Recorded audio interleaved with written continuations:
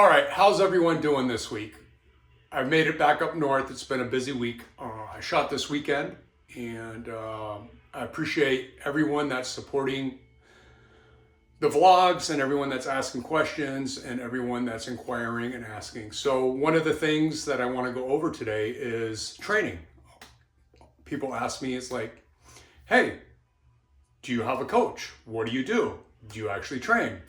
And most people that follow me on Instagram can see my dry fire, but not so much on YouTube. So I originally started shooting like 4 years ago, like I mentioned in a previous video. The first year I had very little guidance and instructions, and the guidance and instructions I had was from a guy named Francis Fu. He used to shoot USPSA.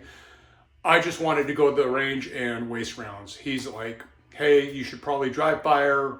And at one point he's like, you have enough information figured out yourself. So moving forward, about 2 years ago, Joey Sauerland started coaching, and the crew had brought him to Linden for his first coaching class. And the great thing about Joey, I thought, was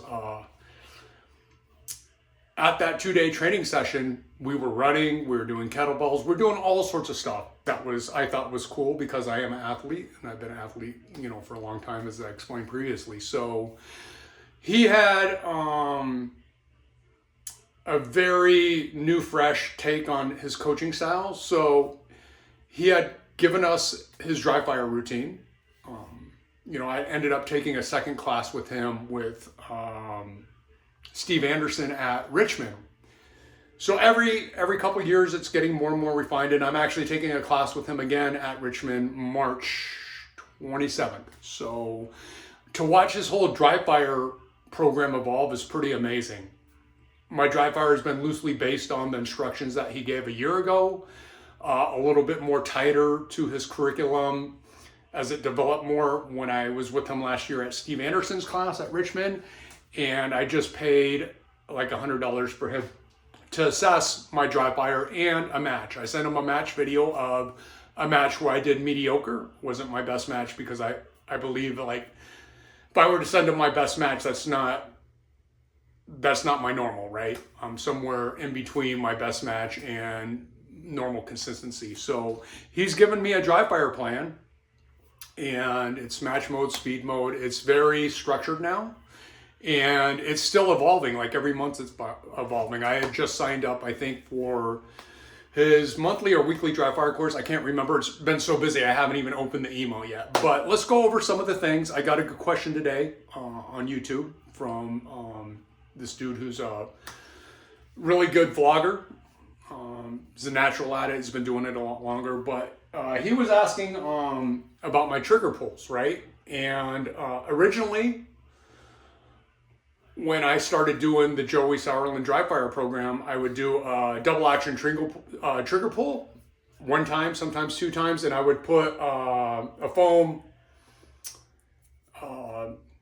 hearing protector in between the hammer and the firing pin, and that's how I would do it. But just within the last couple months, Joey has taped the hammer back, and the great thing about this is you can actually do a trigger pull, and if you want to go against the wall, it's actually there. But usually I get excited and I actually break it, the wall.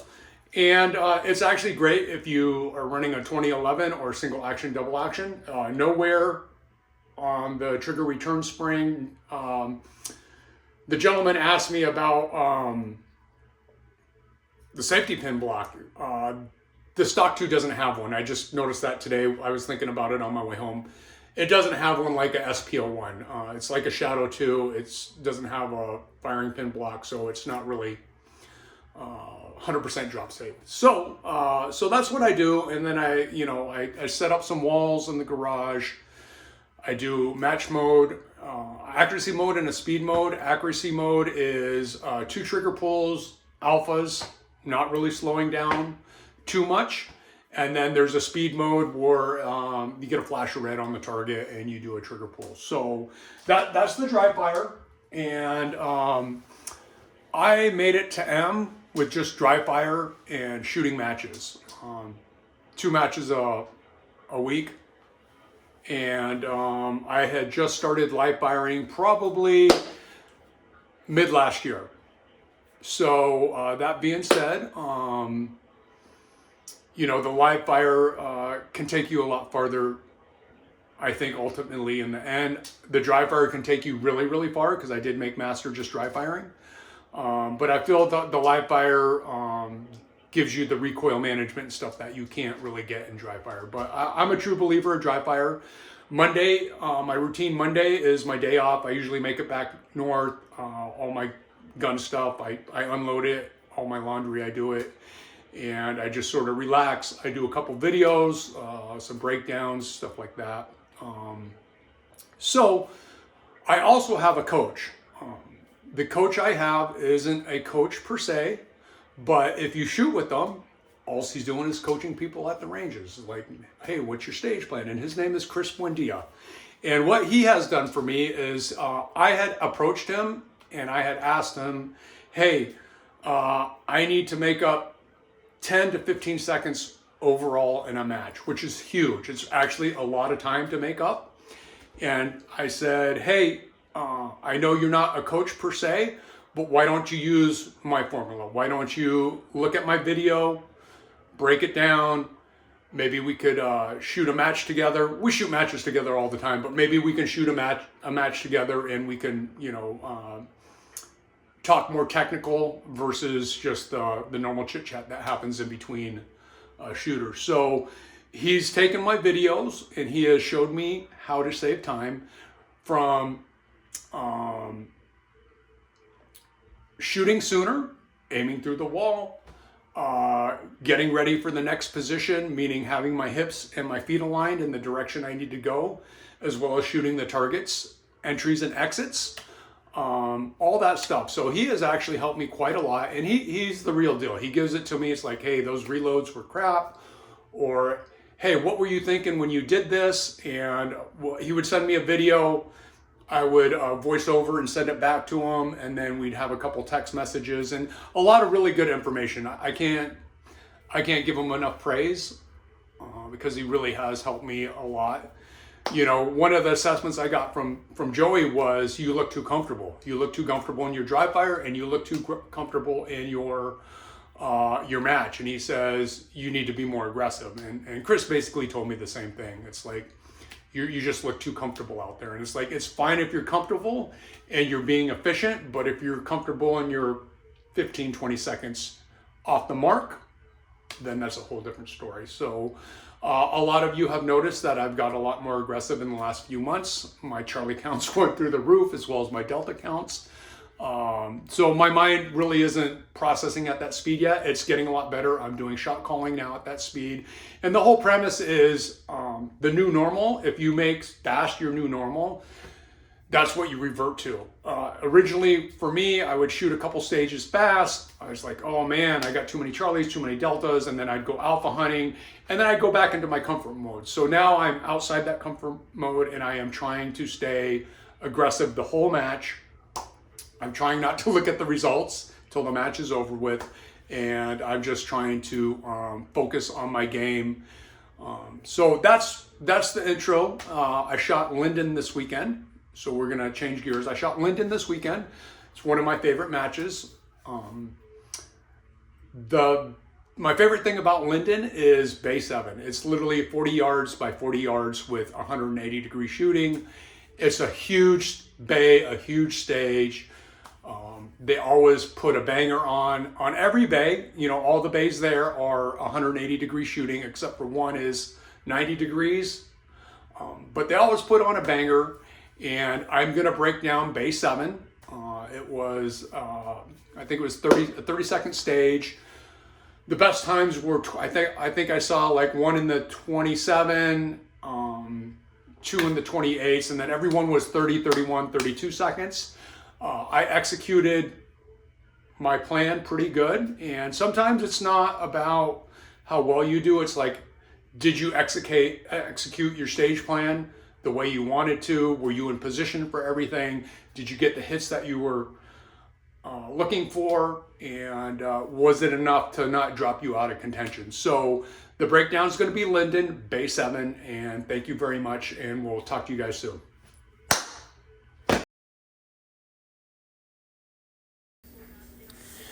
Here is the stage, full speed, Bay 7 at Linden. As soon as this is over with, we'll get right into the breakdown. Enjoy.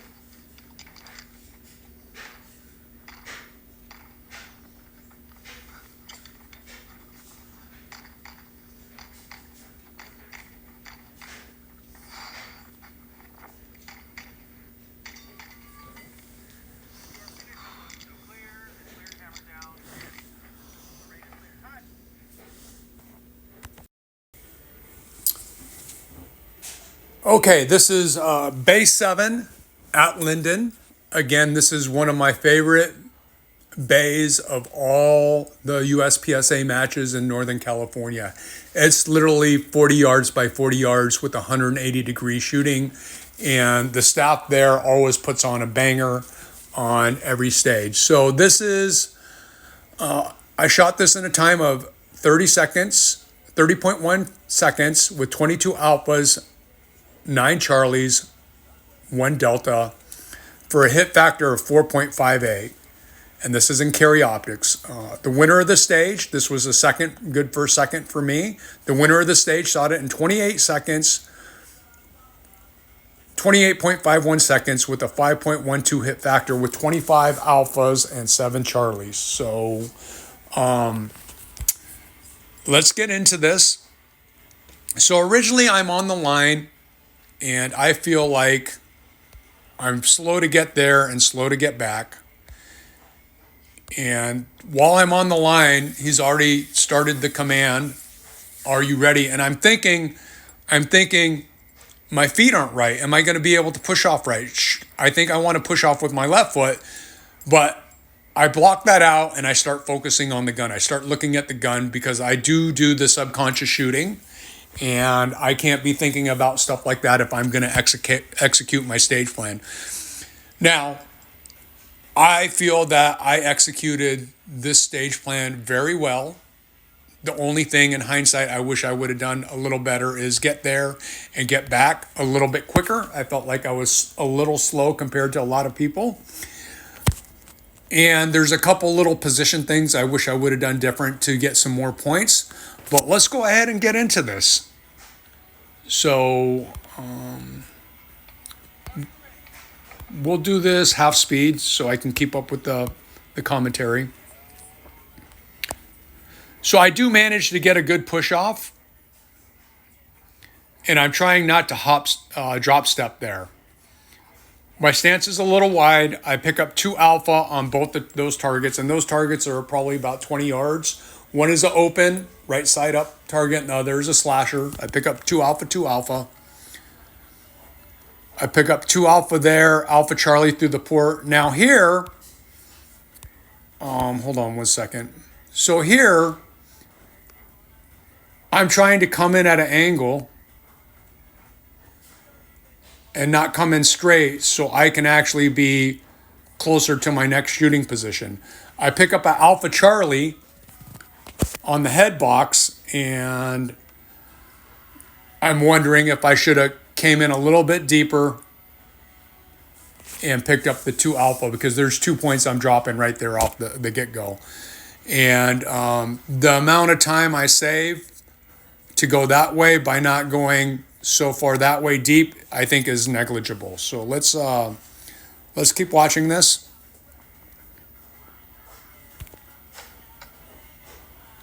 So what you can't see here is you can't see that there is a no-shoot on the far right and an open target. I pick up 2 Charlies there, 2 snake eyes, like literally an inch above the A zone. And then the open target next to it, I pick up 2 alpha. When I come out of this position, my next target I'm going to shoot is this here, and I want to shoot it on the move.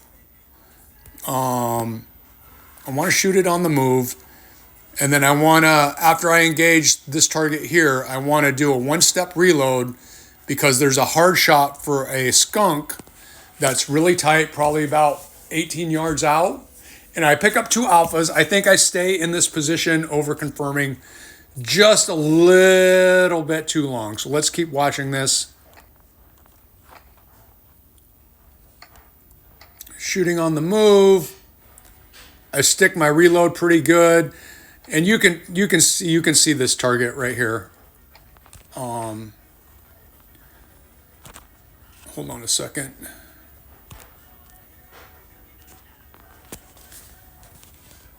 So let's back this up a little bit. So I do an excellent job on the reload. And then you can see this target here is like pretty tight. I start running this way. There's a stomp pad activator there. And then my next array of targets are here. There's one here, one there, and then I'm going to shoot the swinger backing out. And I figured a lot of people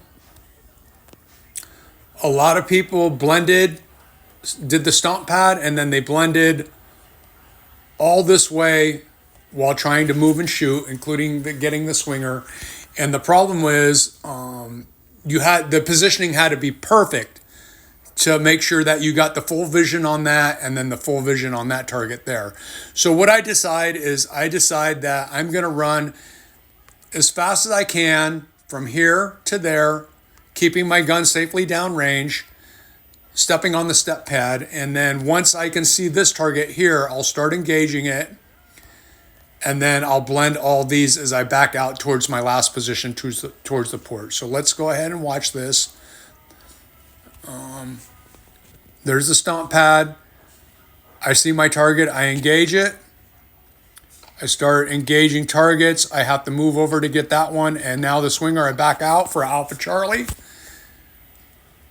I pick up Alpha Charlie on this target, which should be 2 alpha. And then I try to double tap the front steel, but I managed to hit the side of the steel and push it out of the way. And the second bullet hit the steel behind it. So that I was pleased with that. So let's go ahead and watch this full speed until we can get to the commentary on the head cam.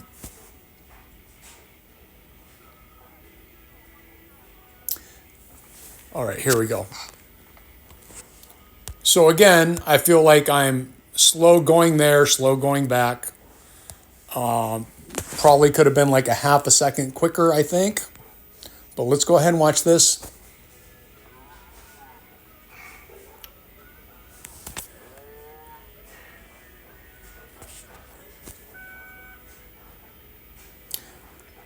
I do a nice grab of the gun. I plant pretty good for 2 alpha there and 2 alpha there. The extra time was worth it that I took there. 2 alpha there. This should have been at 2 alpha, but I pick up an Alpha Charlie. Here, I'm going to slow it down just a little bit. Like I'm trying to come in on this angle so I can be closer to my next position versus coming straight in to get 2 alpha on the body. I actually shoot at the head box and pick up an Alpha Charlie, so I drop 2 points there. And you can see how deep I went. I probably could have pointed the gun to the body but that's just the way it was. Now, here I pick up 2 Charlies right next to each other, 1 inch above the A zone. So there's 4 points I drop there. I pick up 2 Alpha here.